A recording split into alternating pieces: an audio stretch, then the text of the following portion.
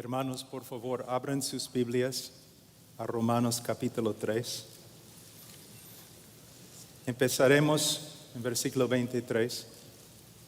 Pero antes me gustaría decir que es cierto lo que el hermano acaba de decir. No hay hombres o mujeres grandes de Dios. Nunca ha habido, nunca habrá. Solamente hombres y mujeres pequeños, débiles, necesitados de un Dios grande, misericordioso, clemente, abundante en amor. A veces pensamos demasiado en los hombres. Si un hombre camina con Dios es solamente por causa de la gracia de Dios.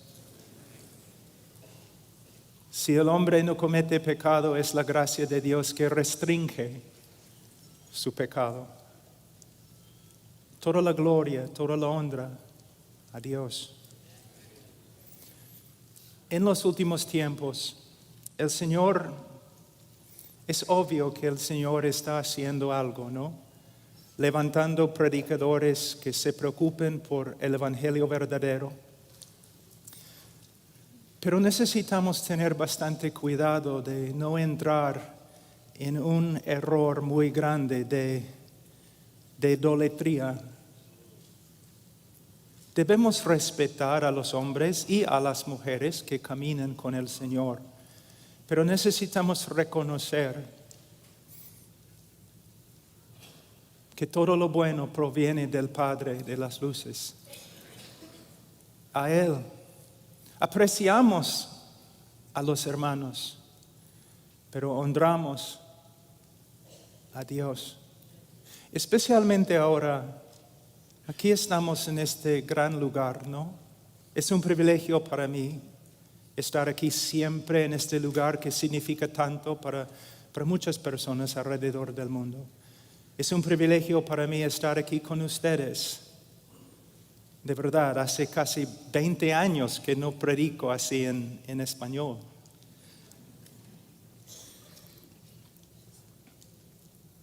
Pero necesitamos darnos cuenta que estamos aquí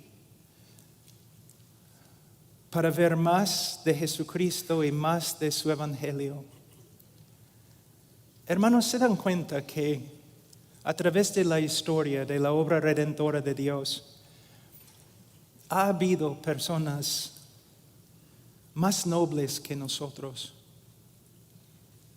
Sabios, reyes, maestros, profetas, que buscaban, que anhelaban ver lo que hemos visto.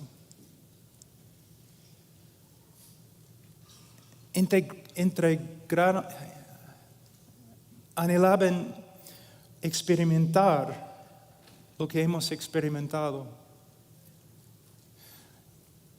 No es una exageración decir que nosotros somos las personas más privilegiadas que han vivido en la tierra. Pero con mucho privilegio también hay mucha responsabilidad. Hemos visto la plena revelación de la gloria de Dios en la cruz del Calvario. Es cierto que es un privilegio, pero la pregunta es, ¿cómo responderemos? ¿Cómo viviremos? ¿Cómo predicaremos a la luz de lo que hemos recibido?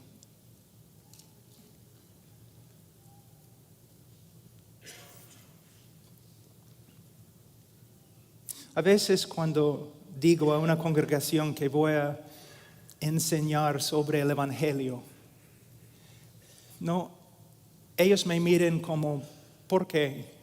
Ya conocemos el evangelio. Hermanos, estaremos una eternidad en el cielo y todavía no comprenderemos todo lo que es el Evangelio. Ni vamos a llegar a las colinas de esa montaña. Un hombre puede dedicar toda su vida, cada día, cada hora, solamente al estudio del Evangelio del Señor Jesucristo. Y al final de su vida, aunque él sea el hombre más dotado, el hombre más inteligente y el hombre más espiritual, al final de su vida, ni la 10ª parte ha visto. Pero esta es nuestra tarea como predicadores. Muchos piensan que la tarea más grande del predicador es predicar. No. La tarea más grande del predicador es profundizar la revelación más grande de Dios en la persona de Jesucristo y luego predicar. Como voy a explicar en mi sermón, en el día de hoy el mundo y la iglesia sufren de un evangelio superficial, predicado por hombres superficiales, con doctrina superficial. Hemos recibido, hermanos, una mayordomía más grande que los reyes y los presidentes. Y tenemos que responder correctamente con temor.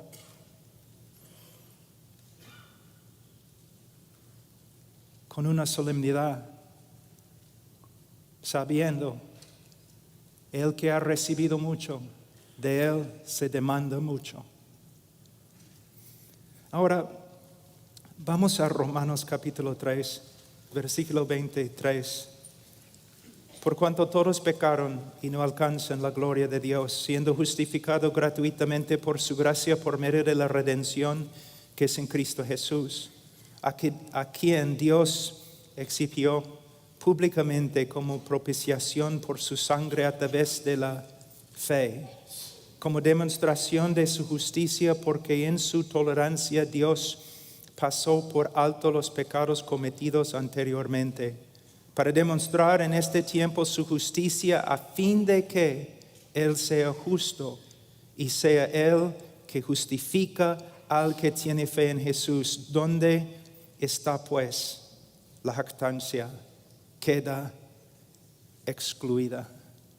Queda excluida. Oremos.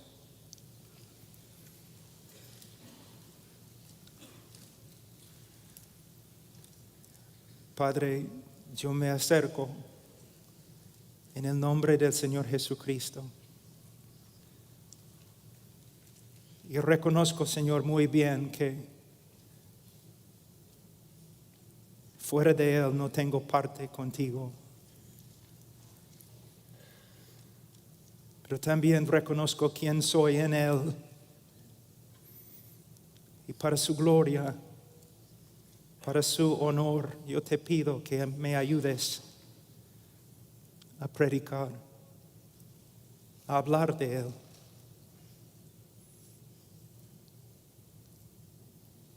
Señor, aun cuando predico en mi propio idioma, cuando hablo de Él, mi sermón es patético. Cuánto más te necesito hoy. Solo quiero, Señor, que Él sea glorificado. A Él, a Él, a Él, a tu Hijo sea la gloria. A Él, a través de su cruz. En nombre de Cristo Jesús. Amén. Antes que empecemos, me gustaría saber a qué hora tengo que terminar. No hay reloj aquí. Ok. ¿Puedes así para mí? Oh, ya. porque si no voy a predicar 5 horas. La palabra evangelio proviene de una palabra griega que significa buenas o gratas noticias. Son las mejores noticias, las mejores. Este mensaje tiene preeminencia. No es un mensaje entre mensajes, hermano. Es el mensaje de todos los mensajes.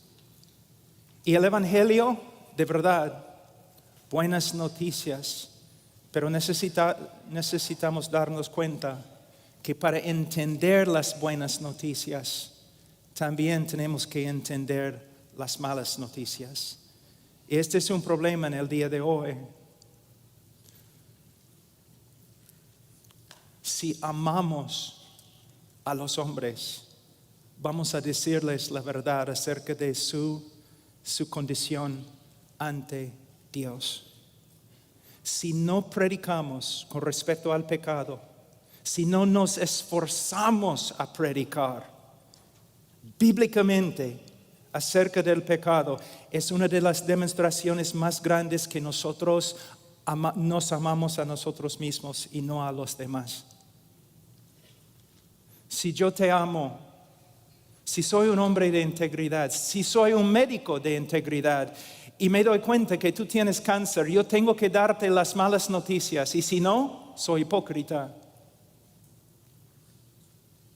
Soy un monstruo de iniquidad.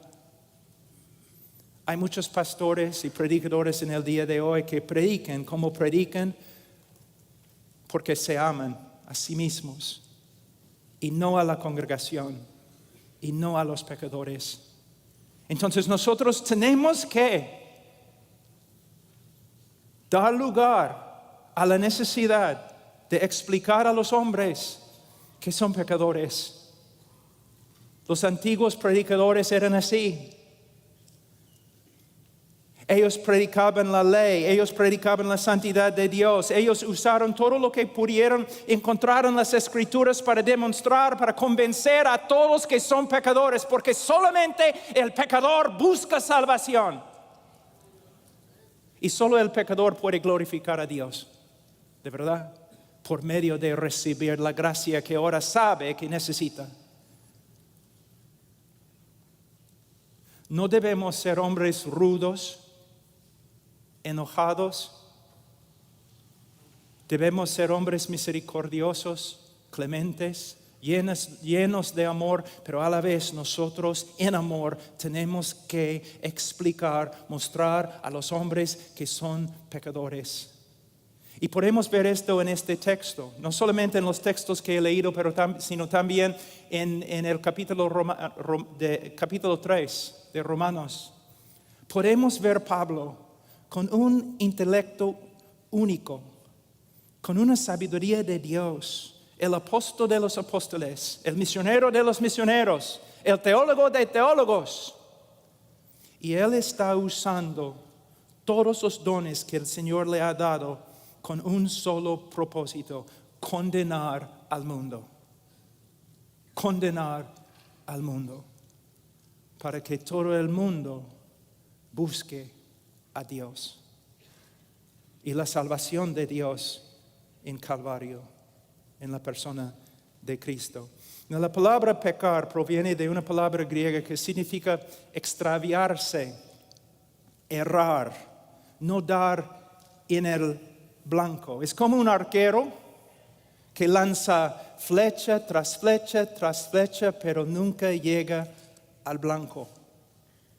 En el Catecismo de Westminster, el pecado se define como la falta de conformidad con la ley de Dios o la transgresión de ella. Si solamente hablamos así acerca del pecado, entonces los que nos escuchan van a pensar que el pecado no es tan malo. El pecado es como un error humano y nada más. Pero la Biblia nos enseña que el pecado de verdad es horrible, horrible. Entonces, ¿cómo podemos convencer a los hombres que su pecado es tan horrible como la Biblia dice? Bueno, podemos estudiar la ley con ellos. Podemos pasar por las escrituras con ellos. Podemos hablar de un montón de cosas. Podemos mostrarles el Calvario donde Cristo murió por el pecado. Pero donde debemos empezar es con la persona misma de Dios. Mira, nuestro pecado no sería un problema si Dios fuera como nosotros. ¿Te das cuenta? Si Dios fuera un Dios injusto, inmoral, Él no tendría problemas con pecado. Pero la Biblia enseña que Dios es santo, santo, santo. Y es solo a la luz de la santidad y la justicia de Dios que los hombres pueden ver cuán horrible es el pecado. Entonces, si tú quieres predicar el Evangelio, hermanos, si quieren predicar el Evangelio, ustedes tienen que enseñar quién es Dios. Cuando pecamos, no estamos pecando contra un insignificante alcalde de un pueblo pequeño, de un pueblo pequeño. Cuando pecamos, estamos pecando contra el Creador del universo, el Rey de los reyes y el Señor de los señores, el Creador y sustentador de todo lo que hay. Les voy a dar un ejemplo, una ilustración que tengo aquí. Durante la creación del mundo, Dios mandó a las estrellas que se pusieran en su lugar en el espacio y todas las estrellas le obedecieron. Él mandó a los planetas que giren en el círculo que Él había marcado para cada uno y le obedecieron. Él mandó a las montañas que se levantaran y Él mandó a las valles que se bajaran y todos le obedecieron. Él gritó al mar: tú vendrás hasta este límite y no pasarás. Y el mar se sometió y le adoró. Luego Dios dice al hombre: ven. Y el hombre sacude su puño en la cara de Dios y grita: no.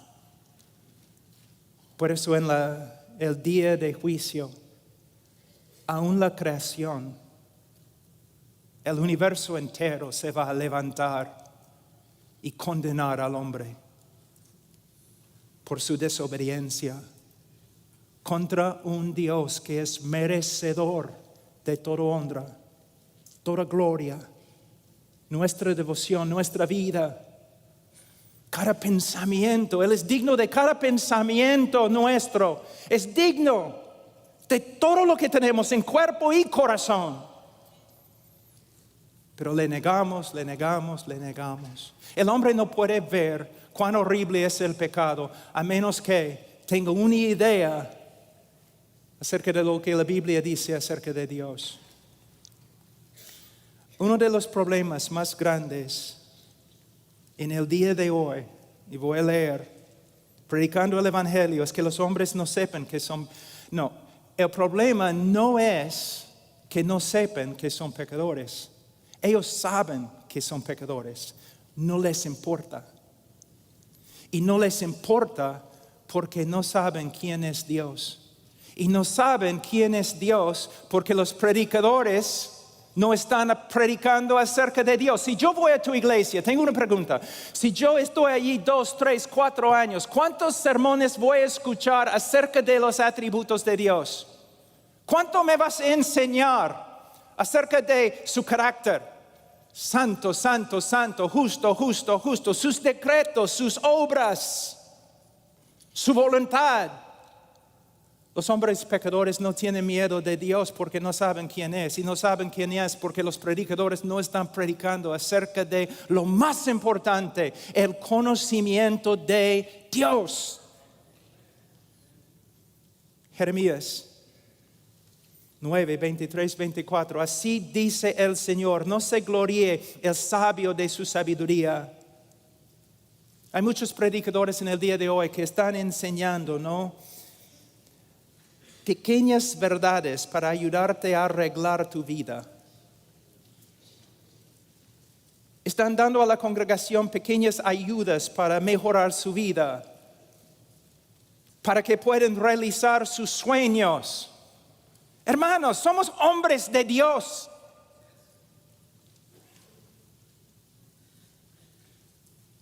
Y nuestra tarea principal es enseñar a los hombres quién es Dios. No se gloríe el sabio de su sabiduría, ni se gloríe el poderoso en su poder, ni el rico se gloríe de su riqueza. Mas el que se gloríe, gloríese de esto, de que me entiende y me conoce. Me entiende y me conoce. Estamos viendo los dos lados de una verdad muy importante. Entender los hechos acerca de Dios. Entender las verdades bíblicas, doctrinales de Dios. Pero no solamente entender lo que la Biblia enseña acerca de Dios, sino conocer a Dios en una relación, en nuestro tiempo devocional. Un médico sabe mucho más acerca de cómo mi esposa funciona que yo. Él sabe muchos más hechos acerca de su cuerpo que yo sé. Él sabe, es un médico, pero él no conoce a mi esposa. De la misma forma,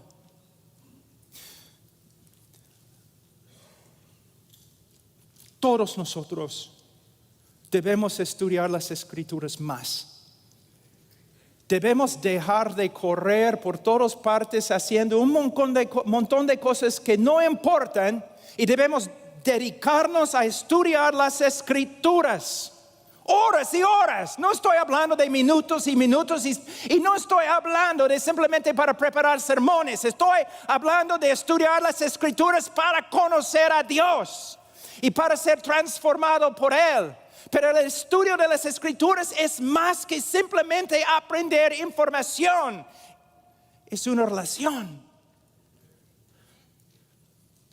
Una vida devocional. Oración privada. Si voy a ser un hombre de Dios, yo debo pasar más tiempo con Dios que con los demás. Para que cuando yo salga para hablar con la gente, la palabra de Dios sale de mi boca. Hablando del Evangelio, hermanos, el problema muchas veces somos nosotros, pastores, que no pueden sentarse a los pies de Dios y estudiar su palabra. Necesitamos ser hombres que conocen muy bien a Dios, que temen a Dios, que aman a Dios. Hombres que viven en su presencia. Para que cuando hablamos de los atributos de Dios, su santidad, su justicia, su amor, su misericordia, su ira,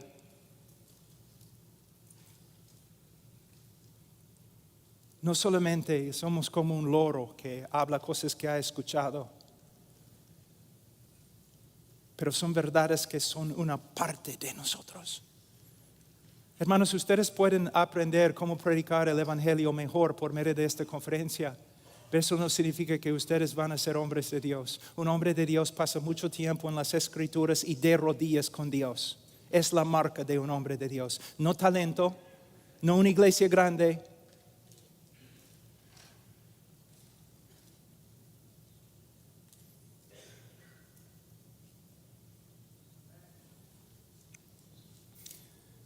El que se gloríese de esto, de que me entiende y me conoce, pues yo soy el Señor que hago misericordia, derecho y justicia en la tierra, porque en estas cosas me complazco, declara el Señor, tu ambición más grande debe ser, si quieres ser un predicador del Evangelio, tu ambición más grande debe ser el conocimiento de Dios.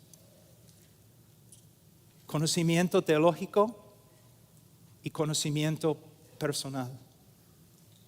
Tú no solamente estudias acerca de Dios, tú andas con Él. En las noches, cuando no puedes dormir, en la vigilia, cuando nadie más se mueve, a solas con Él. Este es el tipo de predicador que necesitamos en el día de hoy. Hay un texto en Oseas 4:6, mi pueblo es destruido por falta de conocimiento. Por cuanto tú has rechazado el conocimiento, yo también te rechazaré para que no seas mi sacerdote. Como has olvidado la ley de tu Dios, yo también me olvidaré de tus hijos. ¿Cuál fue el crimen más grande de Israel? Una falta de conocimiento de Dios. Y los padres, los sacerdotes, los maestros en Israel, ellos eran básicamente ignorantes de la revelación de Dios. Y por causa de su ignorancia, sus hijos espirituales sufrieron. En el día de hoy yo voy a muchas iglesias donde yo veo una congregación sufriendo porque no tienen conocimiento de Dios. Y no tienen conocimiento de Dios porque sus pastores no están predicando acerca de Dios. Y no están predicando acerca de Dios porque no estudian a Dios. Y no estudian a Dios porque no les importa.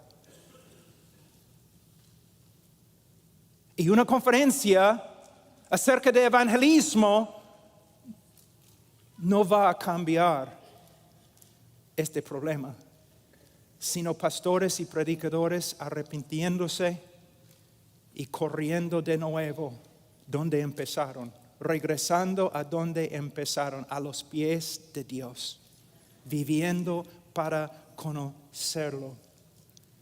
1 Corintios 15, 34, un texto que es tan importante, pero muchas veces se pasa por alto. 1 Corintios 15, 34, sed sobrios como conviene y dejad de pecar, porque algunos no tienen conocimiento de Dios, para vergüenza vuestra lo digo. ¿Pueden ver lo que Pablo está diciendo? Hay una relación directa entre una falta de conocimiento de Dios, y la moralidad de una congregación.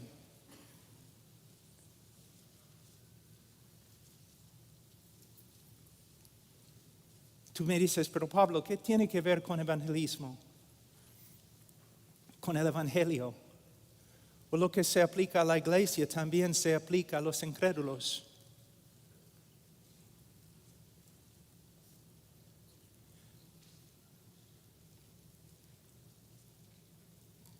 Cuando no hay un conocimiento bíblico de Dios, los hombres van a crear a su propio Dios. Y este Dios que ellos creen es nada más y nada menos que una reflexión de ellos. Entonces no tienen miedo del día de juicio, porque el Dios que ellos esperaban es exactamente como ellos.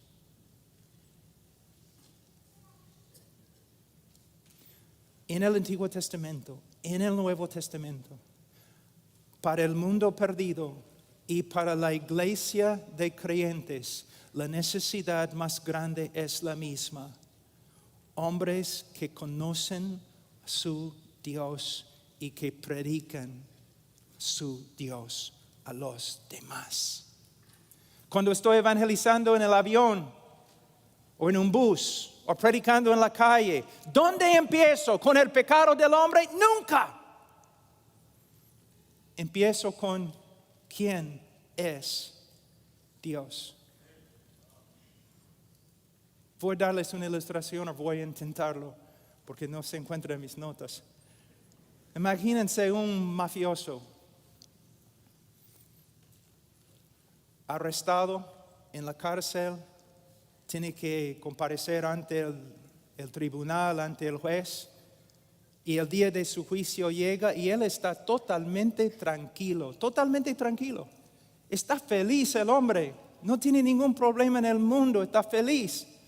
Los guardias vienen, lo llevan a la corte, todavía está feliz, riéndose, hablando, tranquilo. ¿Por qué? Ha comprado al juez. Él sabe que el juez es suyo, que el juez es tan corrupto como él. Entonces está feliz. Pero cuando entra al tribunal y ve que el juez corrupto ha sido cambiado por un juez justo, su actitud cambia.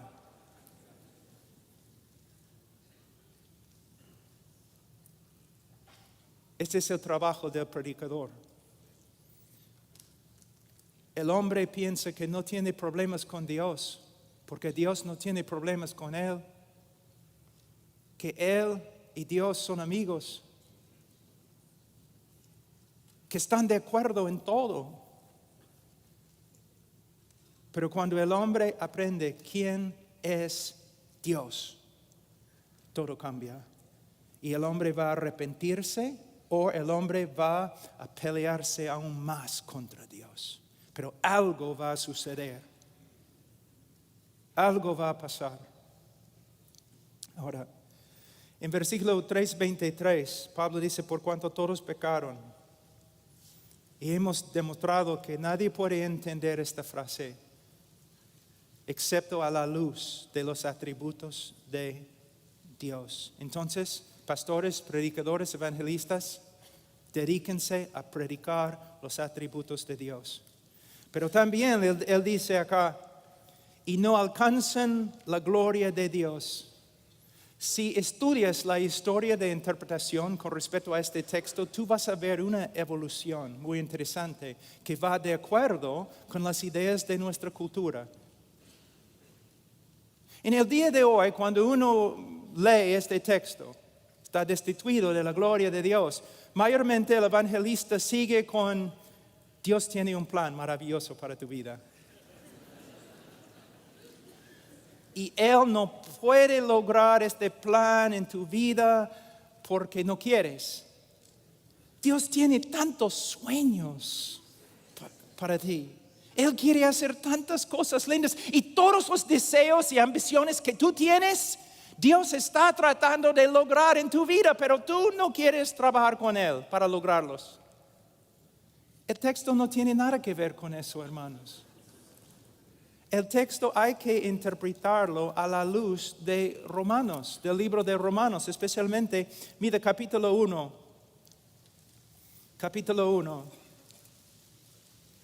versículo 21. Pues aunque conocían a Dios, no le honraron como a Dios, ni le dieron gracias, sino que se hicieron vanos en sus razonamientos y su necio corazón fue entenebrecido. El hombre fue creado no para realizar sueños humanistas y carnales y personales.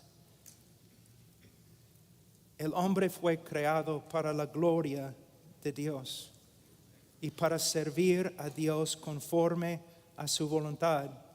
Y es solo en perseguir este propósito el hombre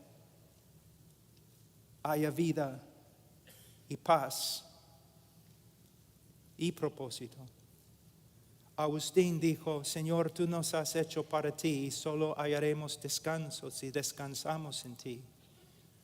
Hermanos, no solamente tenemos que enseñar a los hombres que son pecadores, y no solamente tenemos que enseñarles quién es Dios, sino también nosotros tenemos que enseñarles la vanidad de la vida separada de Dios. Es una vanidad absoluta, patética.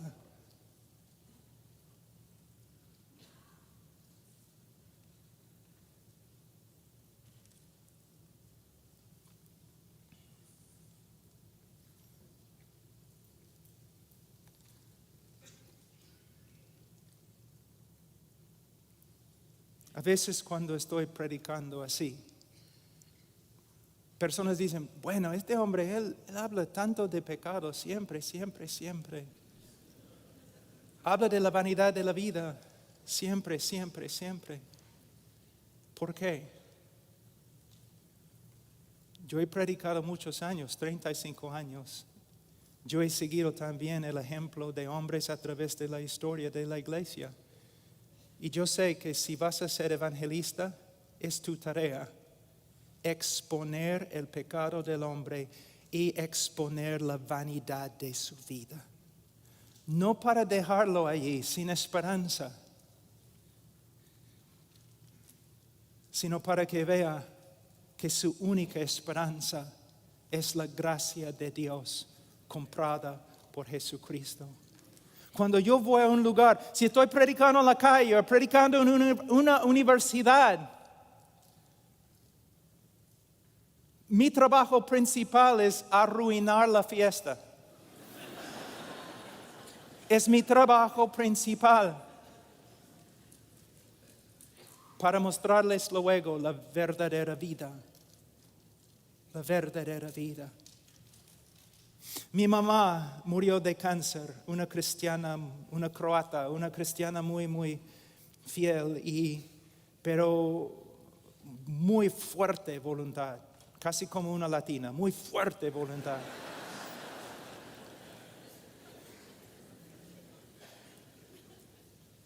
No exactamente como una latina, porque me casé con una latina y ella tiene una voluntad mucho más fuerte que mi mamá.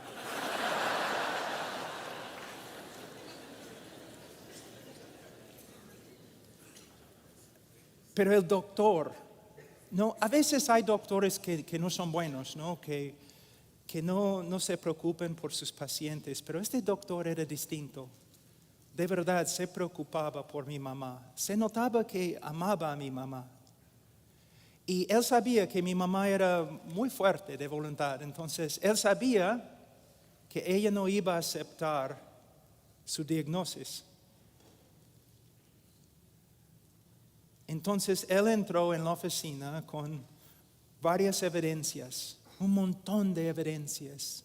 Y él dijo, señora Washer, tengo que decirte, tú tienes cáncer y es muy, muy grave y tenemos que actuar ahora. Y ella dijo, yo no tengo cáncer. Yo trabajo en el campo, con vacas, mi jardín, yo no tengo cáncer, yo soy más fuerte que tú. Well, señora Washer, aquí es la primera evidencia, los rayos X. Y aquí hay otra evidencia, y aquí hay otra evidencia, y otra evidencia. El hombre estaba contristando a mi mamá, haciéndole daño, destruyendo su día. Mi mamá empezó a llorar. Al final ella está llorando y llorando y llorando. ¿Qué voy a hacer? Soy su hijo sentado a su lado. ¿Voy a pegar al médico? Porque ha hecho que mi mamá llorara, ¿no? Yo amaba, respetaba al médico. ¿Por qué? Él estaba diciéndole cosas muy, muy difíciles. Porque él era un médico de verdad. Y él sabía que el único camino a su salvación, principal, para empezar en su camino a la salvación, ella tenía que reconocer que estaba muriendo. De la misma forma, cuando predico a los hombres, especialmente en la calle, no voy a ser rudo o enojado, cortante con ellos, pero poco a poco yo voy presentando las evidencias, destruyendo los argumentos rompiendo, cortando la insulación alrededor de ellos, hasta que comiencen a ver, caramba, estoy perdido, mi vida no tiene sentido. Y a veces, hermanos, horas, a veces días, a veces meses con una persona hasta que vea. Este es el trabajo del evangelista, la verdadera predicación del evangelio. Pero tengo que decir algo, en el día de hoy también yo veo a muchos predicadores que cuando predican acerca del pecado del hombre, cuando llaman a los hombres pecadores, no lo hacen con amor en su corazón, no lo hacen con lágrimas, no lo hacen con un corazón quebrantado, no, como hombres enojados, orgullosos. Es terrible. Cuando Jonathan Whitfield predicaba, lágrima tras lágrima, pidiendo a los hombres que reconozcan su pecado y que vuelvan a Dios a través de Cristo.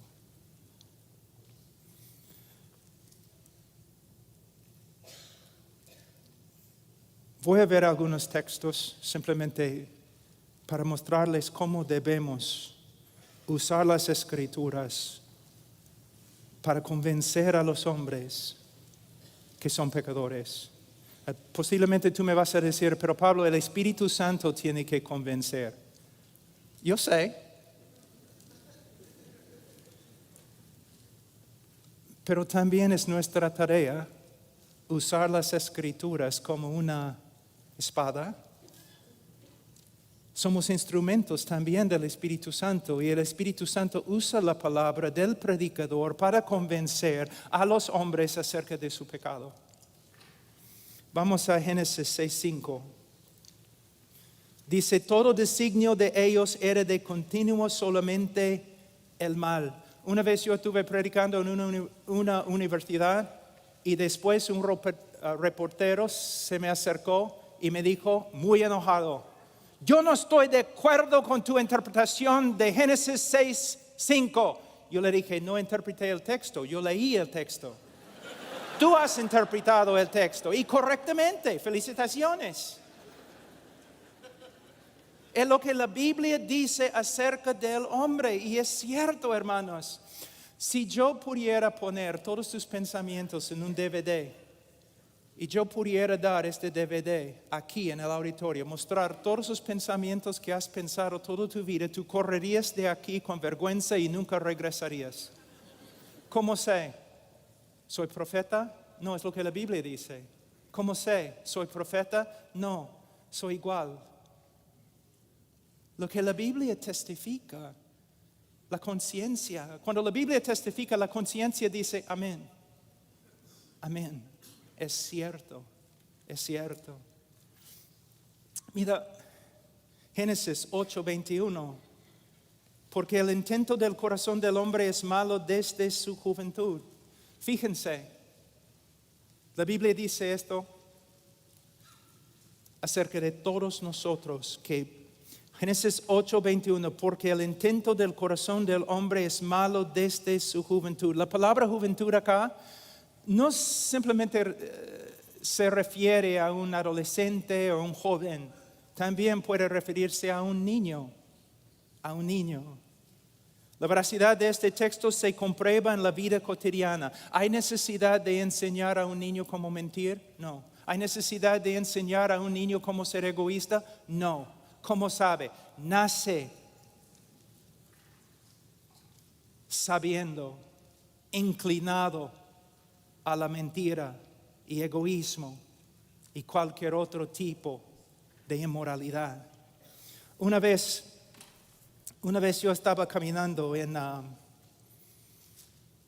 ribera del río Amazonas, en Perú, como 3 horas de Iquitos, donde el Amazonas empieza. Y caminando allí nomás, en la selva, y vi a 2 niños, muchachos, 8 años, 9 años, y estaban allí jugando en la ribera, en la arena. Y yo pensaba erróneamente, qué lindo, ¿no? 2 niños tan inocentes, separados de la corrupción del mundo, viviendo aquí en la selva. Qué lindo. Yo seguí caminando. Después de como 5 minutos decidí volver.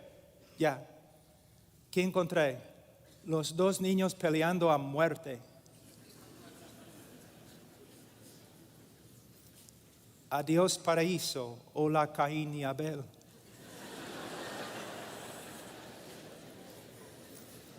Imagínense un niño un ratito, y lo pones en un cuarto con los mejores juguetes del mundo, los mejores juguetes que existen.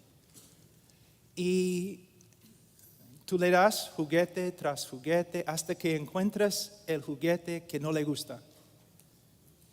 Él bota el juguete, tú lo pones en sus brazos de nuevo. Él bota el juguete, tú lo pones en su brazo. ¿Cómo puedes cambiar la actitud del niño con respecto al juguete que odia? Solamente tienes que traer otro niño.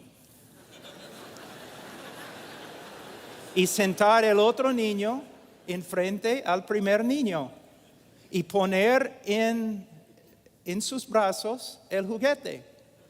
¿Qué va a pasar? La tercera guerra mundial. Y hermanos, toda la historia, toda la literatura secular y clásica, toda la filosofía, aún de los hombres, por supuesto la conciencia, las escrituras, los periódicos hasta el día de hoy testifican que el hombre es pecador.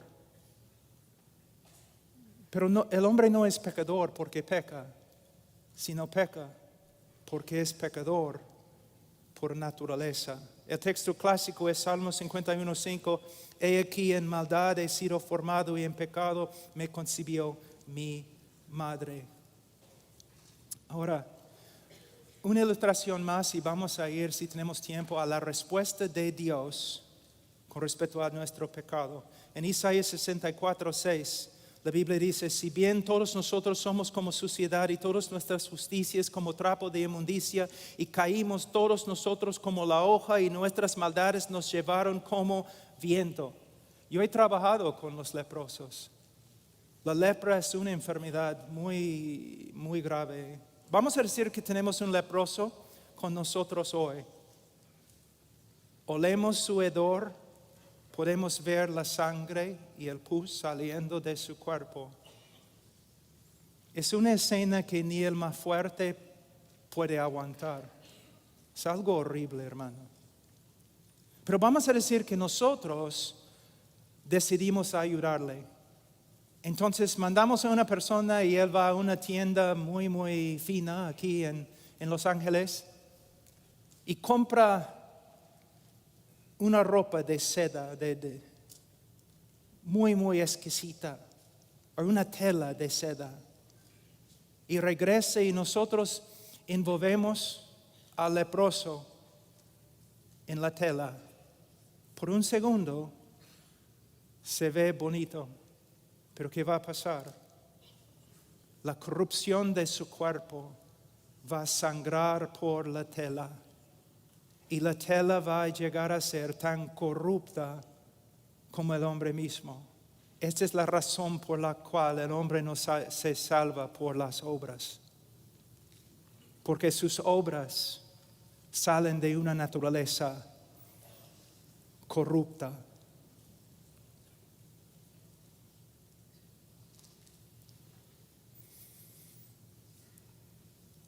Ahora, un ratito, quiero que vean algo muy importante en Romanos 3. El apóstol Pablo en capítulo 3, versículo 10. 10 a 20. Si tú tomas una clase de evangelismo conmigo, vamos a pasar mucho tiempo en este texto. ¿Por qué? Esta es la conclusión de todo lo que Pablo ha escrito. Aquí podemos ver la estrategia de Pablo en tratando el pecado de los hombres. Él ha usado varios argumentos, pero ahora puesto que también no solamente está hablando a los gentiles, sino también está hablando a los judíos, Él va a terminar con varios textos de las Escrituras, texto tras texto tras texto. Yo hago lo mismo cuando hago evangelismo, con una congregación o con una persona, texto tras texto tras texto tras texto. Hasta que por medio de las Escrituras y el poder del Espíritu Santo que se manifiesta a través de las Escrituras, el hombre pueda ver su pecado. No hay justo ni aún uno. No hay quien entienda, no hay quien busque a Dios. Todos se han desviado, aún se hicieron inútiles. Él está destruyendo con cada texto los argumentos de los judíos. Todos se han desviado, aún se hicieron inútiles. No hay quien haga lo bueno, no hay ni siquiera uno. Y él sigue un versículo después de otro versículo. Y al final él llega al versículo 19 y dice, ahora bien sabemos que cuanto dice la ley, lo dice a los que están bajo la ley. El propósito de Pablo en su predicación del Evangelio, su primer propósito, para que toda boca se calle y todo el mundo sea hecho responsable ante Dios. El propósito de Pablo en predicar con respecto al pecado y el pecador, su propósito, su fin, condenación de todos. Con los textos es como tienes un pecador acá, ¿no? Y con los textos él pone barras para que no pueda escaparse por acá. Luego barras por acá y barras por atrás y barras por acá y cemento en el piso para que el pecador no puede hacer nada excepto mirar arriba. Encarcelar al pecador. Y de nuevo yo repito, si vas a trabajar con un cuchillo tan filudo, tienes que hacerlo con bastante cuidado, con bastante sabiduría y con bastante amor. Pero a la vez tienes que hacerlo. Encerrar al hombre para que no tenga ninguna esperanza.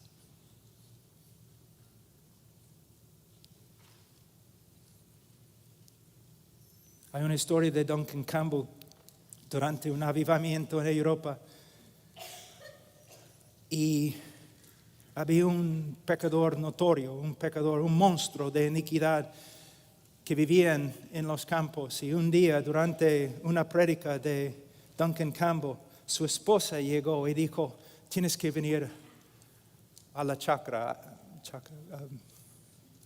¿Qué es la palabra en... Los peruanos dicen chacra, hacienda. Tienes que venir a la hacienda. Y Duncan Campbell preguntó, ¿por qué? Mi esposo. Algo ha pasado a mi esposo. Entonces él llegó y en las casas antiguas en Estados Unidos y también en Europa hay puertas afuera que llegan al sótano, ¿no? Y mayormente son grandes. Y abres las puertas así, donde puedes mirar dentro del sótano y puedes ver hasta los cimientos de la casa. Y el hombre estaba allí, había agarrado una de las columnas y estaban gritando, ¿no? El Espíritu Santo estaba trabajando y estaba ahí gritando, aferrándose a la columna, diciendo, soy pecador, soy pecador. El infierno se abre, voy a morir.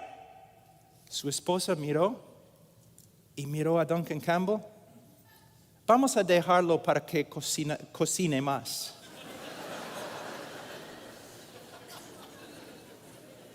Hermanos, los antiguos predicadores hicieron lo mismo.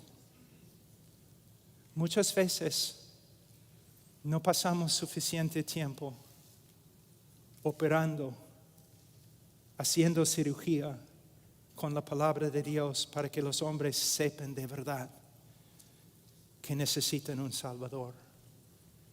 Yo sé, es una ilustración graciosa, pero en serio, yo he estudiado los predicadores de antigüedad. Muchas veces hablamos cosas muy buenas acerca de ellos, pero no es suficiente, debemos imitarlos.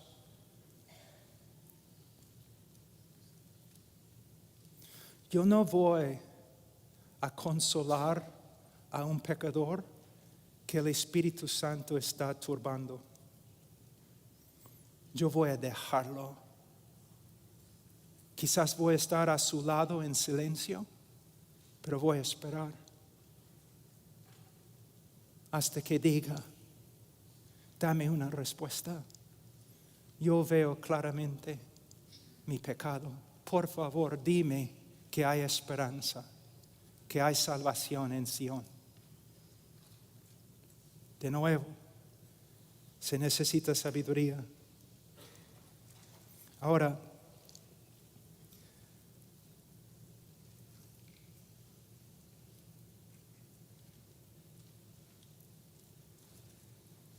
el tiempo ya vuela. Entonces, ¿cuánto tiempo más tengo? 10 minutos, ok. Ahora vamos a ver algo de la respuesta de Dios con respecto al pecado del hombre. En el día de hoy es muy popular decir que Dios ama al pecador y que Dios odia el pecado, pero ama al pecador. Y quiero decirles que esta frase, dentro de esta frase hay verdad. Dios ama al pecador. Y si tú dejas de creer que Dios ama al pecador, entonces por favor también deja el ministerio. Dios ama al pecador. Pero a la vez, si no exponemos bien el texto,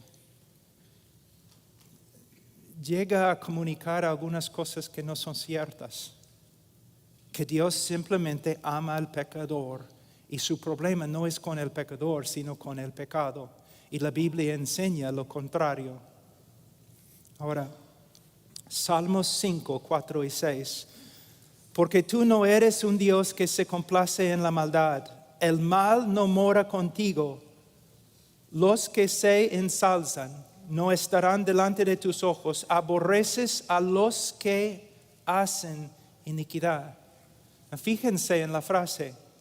Aborreces a los que hacen iniquidad. Destruyes a los que hablan falsedad. No destruye la falsedad. Él destruye a los que hablan falsedad. Y el Señor abomina al hombre sanguinario y engañador. No dice que Dios simplemente odia el acto de asesinar, sino Dios odia al asesino. Salmos 7, 11 a 13. Dios es juez justo y un Dios que se indigna cada día contra el impío. ¿Cuántas veces yo he escuchado a evangelistas ante una congregación o una campaña diciendo lo siguiente? Lo primero que quiero que ustedes comprendan es que Dios no está enojado con ustedes.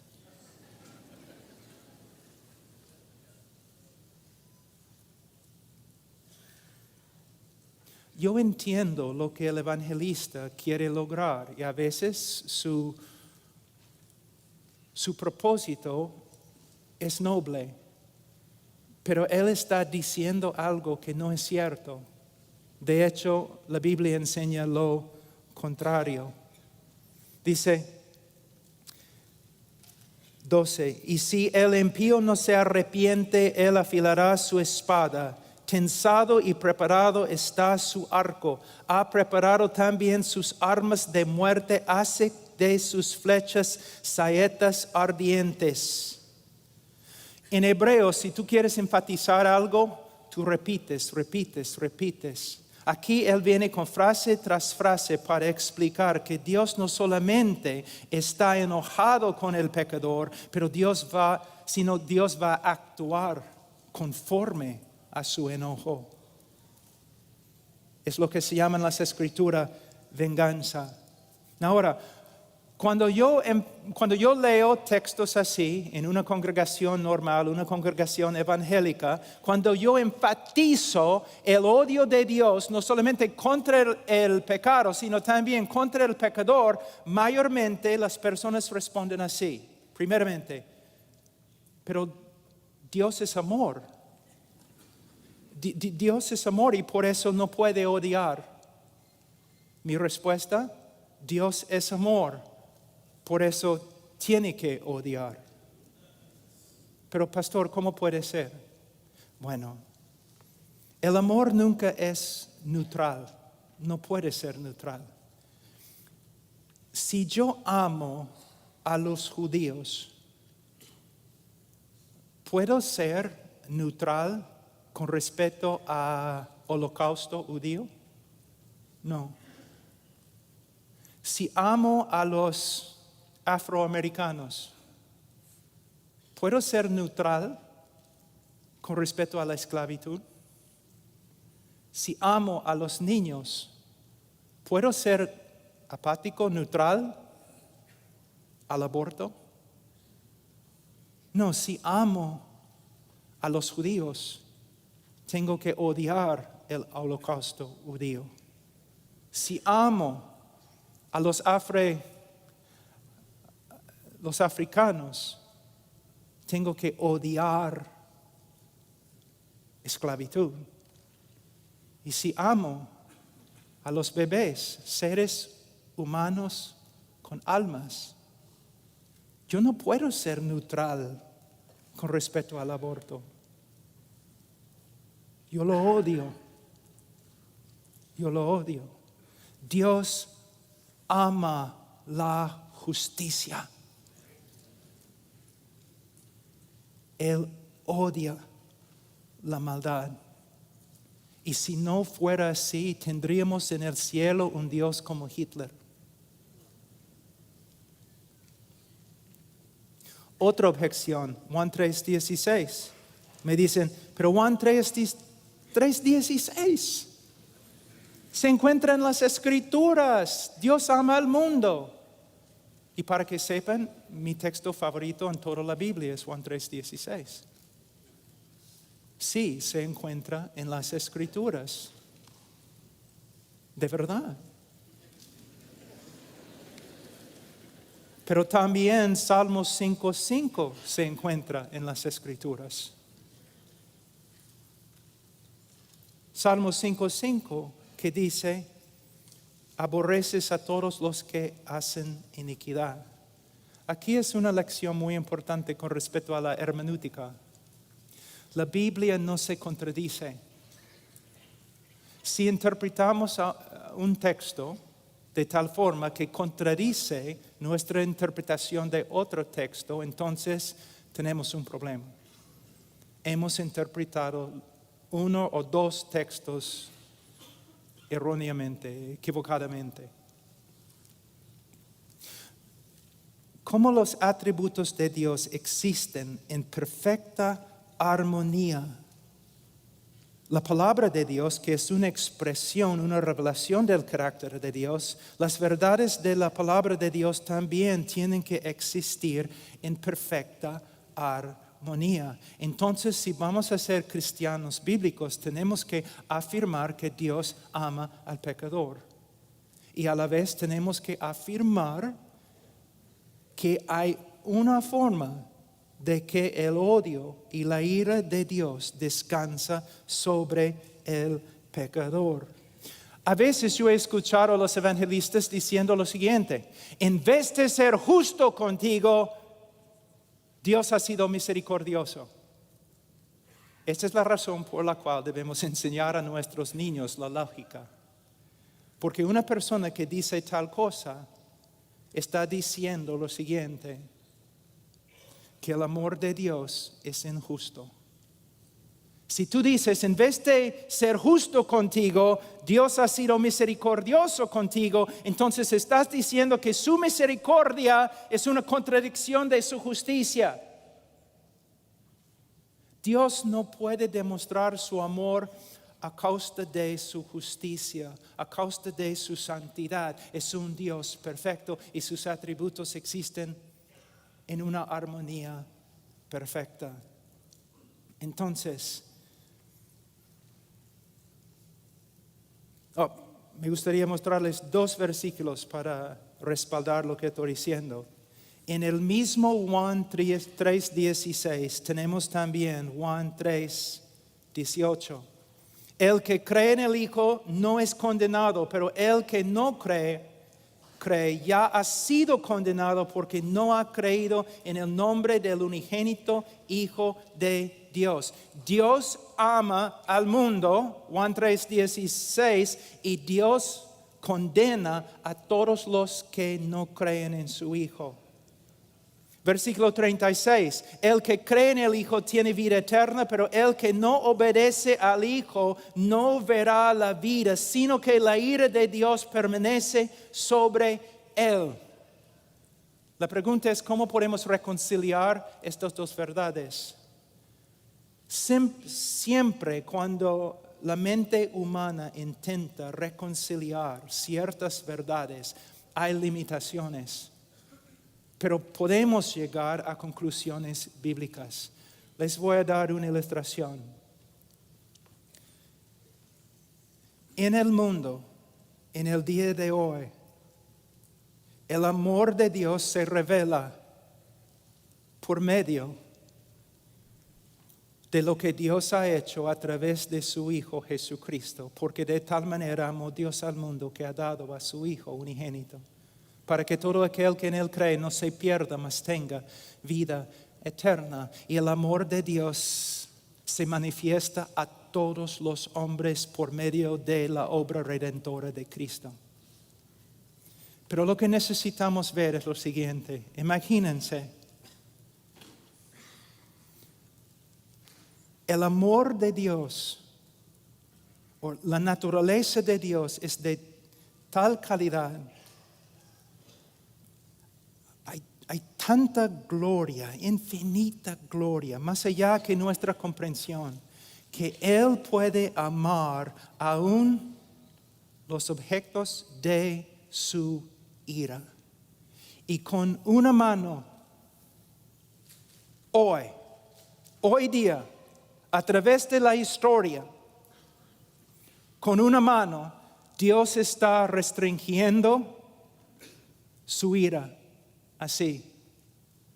Y con otra mano, Dios está llamando a los hombres que vengan, que vengan, que vengan. Pero un día, en la vida de cada uno, y un día, en la segunda venida de nuestro Señor Jesucristo, Dios va a retirar su llamado y no va a llamar más. Y Dios va a retraer su mano y no va a restringir más su ira. Y todo el mundo incrédulo será inundado, consumido en la ira de Dios. Y nosotros somos predicadores de este mensaje. Un mensaje tan solemne. Personas a veces me critican y me preguntan, Pablo, siempre andas con tanta solemnidad, siempre cuando prediques, es siempre tan serio. Es porque, hermanos, es serio.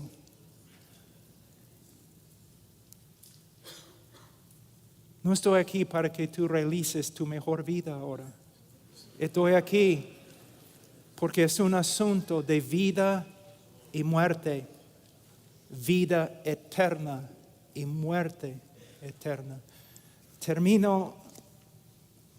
Mañana vamos a hablar de la cruz y cómo en la cruz todos los atributos de Dios se armonizan en su manifestación. Pero pastores, predicadores, escúchenme.